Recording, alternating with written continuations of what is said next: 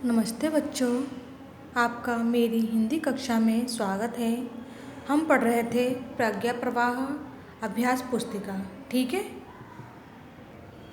हमने क्या पढ़ा था इसमें? पाठ 7 जिसका नाम था रोटी और स्वाधीनता। ठीक है, ये पाठ बहुत ही अच्छा है बेटा। इसको आप इस कविता को याद कर लेना।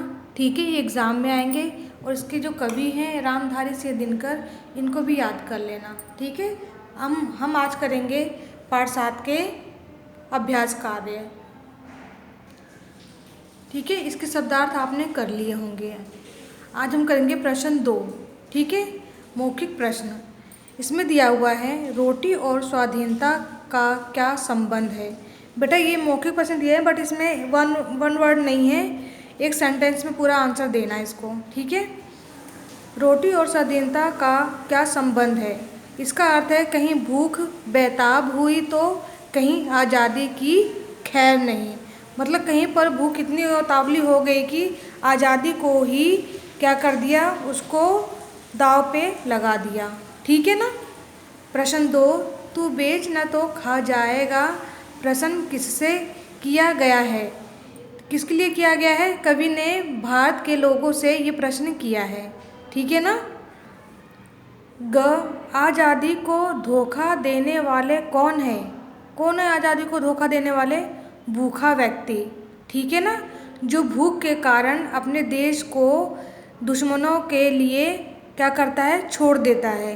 ठीक है, इस कविता में महाराणा प्रताप की किस घटना की ओर संकेत करते हैं? इसका अर्थ है, ये जो महाराणा प्रताप थे, मैंने आपको क्लास 4th में भी पढ़ाया था, ये चैप्टर था। ठीक है, ये कहते हैं कि अपने वैसे तो ये संकेत करता मुगलों के लिए ये लड़ाई लड़ी थी इन्होंने। ठीक है ना, बट ये संकेत करता है कि हमें अपने देश की किसी भी अपने देश को, ठीक है ना, अपने देश को किसी भी हालत में नहीं बेचना है। चाहे हमें कितनी भी भूख लगे, कितनी भी परेशानियां आ जाए, हमें देश की क्या करना है, अपने देश को बचाने के लिए हमेशा खड़े रहना है, अपने आप को बार बार कुर्बान करना है। ठीक है, प्रश्न ये दिया हुआ है, आज़ादी को बनाए रखने के लिए क्या क्या करना पड़ता है? हमें अपने देश के लिए बार बार कुर्बान होना पड़ेगा। ठीक है ना बेटा। ये जो मौखिक प्रश्न है आपको अपनी क्या करना है, कॉपी में लिखना है। ठीक है ना, इसको अपनी आप कॉपी में लिखेंगे मौखिक प्रश्नों क्यों, क्योंकि ये बड़े बड़े हैं ना, थोड़ा सा एक सेंटेंस में दिया हुआ है, वाक्य में दिया हुआ है, तो इसको आप अपनी कॉपी में लिखेंगे। ठीक है ना, कॉपी वर्क ये आपका है।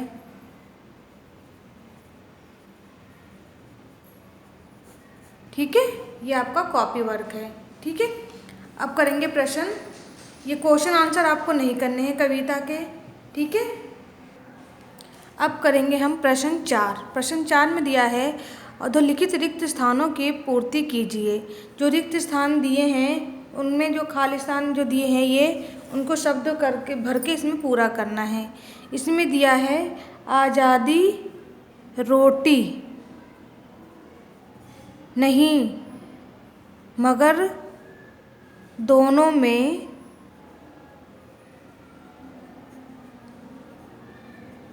कोई वैर नहीं। ठीक है ना, इस तरीके से करना है कौन पेट की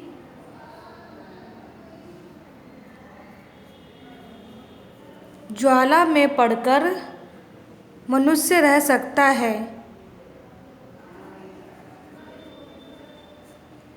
ठीक है,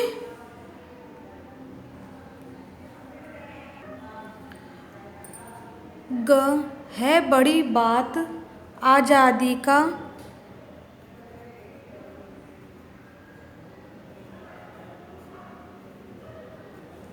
पाना ही नहीं जुगाना भी।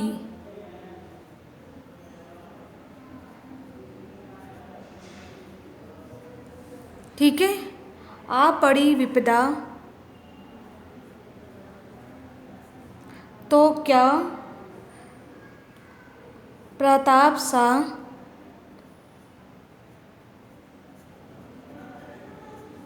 घास चबा रह पाएगा?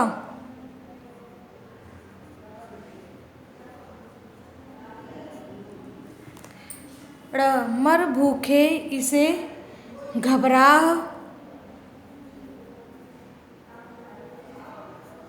मैं तू बेच न तो खा जाएगा। ठीक है बेटा, इस तरीके से आपको रिक्त स्थान करने हैं। ठीक है, ये आपको बुक में यहाँ से करना है सारा काम। ये है देखो प्रश्न 5, कविता के संदर्भ में शब्दों का सार्थक मिलान कीजिए। कविता में से कुछ ये शब्द दिए हैं, जो सही है उनसे आपको शब्दों से मिलान करना है। ठीक है, इसमें दिया आज़ादी, भूख, बलिदान, दगा देने वाले, प्रताप और पाना। तो आज़ादी का क्या होगा इसमें आएगा ये गौरव, पहला ही आएगा। ठीक है, भूख ये भी दूसरा लालच, बलिदान आएगा दुर्बलता।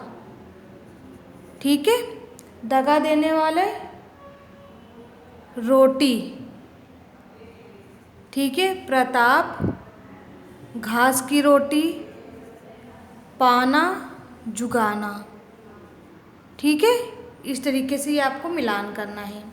अब देखिए इसमें दिया हुआ है प्रश्न 6 में सही वाक्य पर सही तथा गलत पर गलत का चिन्ह लगाइए। जो सही है उस पर टिक लगाना है, जो गलत है उस पर रॉन्ग लगाना है। ठीक है, जैसे इसमें दिया है देश को आज़ादी तो मिल गई परंतु इसकी शान को बचाना कठिन हो रहा है। क्या है? नहीं, ये गलत है। हमारे देश को आज़ादी तो मिल गई, जो इसकी शान है उसको हमें बढ़ाने के लिए गर्व फील होता है हमें, इसका कठिन नहीं होता। तो क्या होगा? ये गलत है।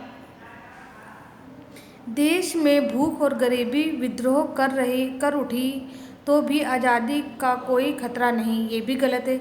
अगर देश में भूख और गरीबी विद्रोह करने लगेगी तो हमारे देश को तो बहुत ही बड़ा खतरा है। ठीक है ना? तो ये भी क्या है? गलत है। देश को धोखा देने वाले सब और खड़े हो रहे हैं, ये सही है। हर जगह गली मोहल्लों में हर जगह क्या है? धोखा देने वाले लोग खड़े हैं कि किस तरीके से इस देश को बेच खाएं। ठीक है, आज़ादी और रोटी में कोई वैर नहीं है। आज़ादी और रोटी में कोई वैर नहीं, ये भी सही है।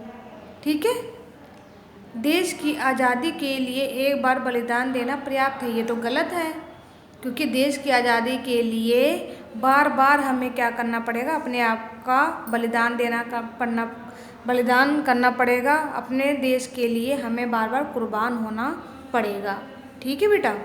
अब देखिए, मुसीबत पड़ने पर प्रताप के समान घास चबाकर हर कोई रह सकता है, नहीं रह सकता। क्योंकि जो महाराणा प्रताप थे उन्होंने मुसीबतों का बहुत ही हौसले से सामना किया और वक्त आने पर उन्होंने क्या किया था? घास की बनी हुई रोटी उन्होंने खाई थी, लेकिन मुग़लों के आगे उन्होंने घुटने नहीं टेके थे। ठीक है, ये क्या है? गलत। ठीक है, अब देखिए प्रश्न 7, अधोलिखित सही वाक्यों पर सही का चिन्ह अंकित कीजिए। जो वाक्य दिए हैं उनके कुछ विकल्प दिए हैं, जो सही है उसमें आपको टिक मार्क करना है। क्या दिया है? देखिए इसमें वाक्य, आज़ादी प्राप्त करने के लिए कितने बलिदान करने पड़ेंगे? एक बार, बार बार या कभी नहीं? तो क्या करना पड़ेगा? बार बार हमें अपने आप को बलिदान करना पड़ेगा इस देश के लिए। ठीक है, आज़ादी को धोखा देने वाले देश में कहाँ खड़े हो रहे हैं? हर ओर, दिल्ली में कहीं नहीं। कहाँ खड़े हो रहे हैं? हर ओर खड़े हो रहे हैं। मैंने बताया ना, हर जगह गली में, मोहल्ले में, देशों में, राज्यों में, हर जगह धोखा देने वाले लोग खड़े हो रहे हैं। ठीक है बेटा? अब देखिए इसमें दिया है देश की आज़ादी को किन से खतरा है? सरकार से, अमीरों से या भूखमरों से? किससे खतरा है? भूखमरों से खतरा है। ठीक है ना? कविता में बताया गया था आपको, भूखा रहकर भी कौन मनुष्य बना रह सकता है? सभी, विरला या कोई नहीं? इसमें क्या आएगा? विरला ही कोई मनुष्य है, कोई एक है जो भूखे रहकर मनुष्य बना रह सकता है। ठीक है, आज़ादी के समय लिखी यह कविता वर्तमान पर लागू होती है क्या? बिल्कुल नहीं, कह नहीं सकते लागू होती है। लागू होती है, क्योंकि आज़ादी के लिए ही थे, आज़ादी के लिए ही क्या किया था? हमारे जो बलिदान देने वाले सुभाष चंद्र बोस, महात्मा गांधी जो देश के नेता थे, सभी लोगों ने अपने आप को कुर्बान किया था। ठीक है ना। तो ये वर्तमान पे भी लागू होते कि हर मनुष्य उनकी तरह बने और अपने देश की जो आज़ादी है उसको क्या करना है, कायम रखना है। ठीक है ना। हमें अंग्रेज़ों का या फिर मुग़लों का या किसी भी लोगों का भी गुलाम नहीं बन रहा है हमें। ठीक है बेटा। इसका क्या होगा, लागू होती है वर्तमान में भी। ठीक है। ये जो अभ्यास कार्य है आपको अपनी बुक में करना है।